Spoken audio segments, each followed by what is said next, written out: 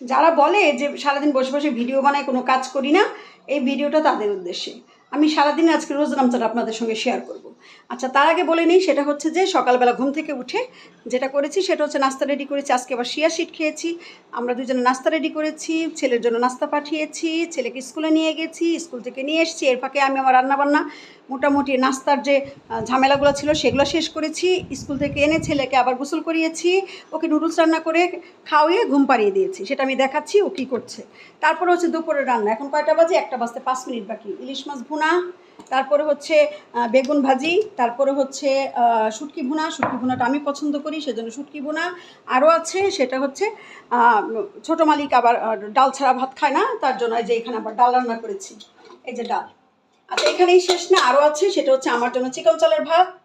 আর বড় মালিক যদি দুপুরবেলা খেতে আসে তার জন্য মোটা চালের ভাত, মানে ভাতেরও আমার ঘরে ডিজাইন। আচ্ছা, তারপরে যেটা